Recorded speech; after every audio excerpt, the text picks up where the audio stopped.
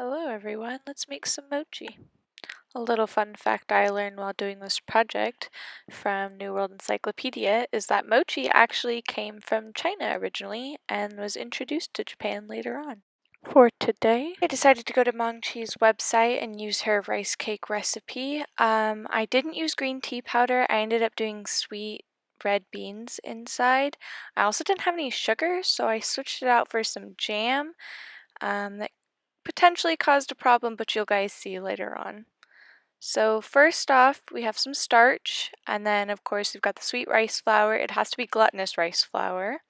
It needs salt and sugar, and then like I said, I didn't have any sugar, so this is the jam that I used. And then this is the already pre-made sweet red bean paste. So you start off by doing 2 cups of the flour.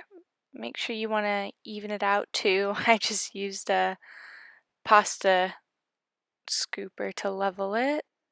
In baking, it's pretty important to get your measurements right. So the next step we move on to is adding roughly 1/4 teaspoon of salt. I kind of just eyeballed it. I didn't really measure this one out. And then here's the jam. Since it was organic, it kind of separated a little, so I was able to get the juice.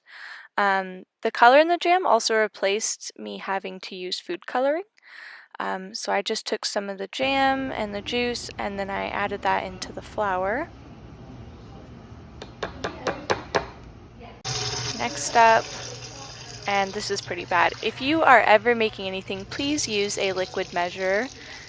These cups are for dry ingredients. Also, in the house I was staying in, they didn't have a 1/4 measuring cup and I needed 3/4, so I just did a 1/2 cup and then 1/2 of a 1/2 cup to roughly measure it out.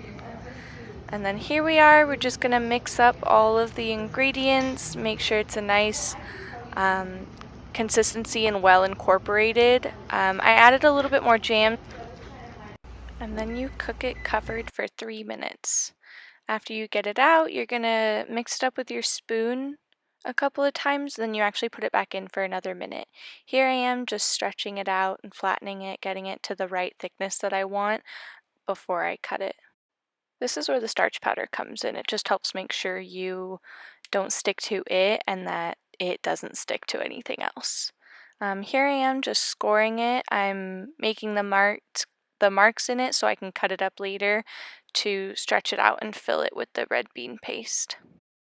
So this is what it looks like after I've cut it up. It started drying out a little bit too much and it made it kind of hard to work with. This is me just scooping out the red bean paste to put into it. I know it looks like a lot, but the dough can be pretty stretchy when it's done right. Obviously here you can see I was able to seal it up.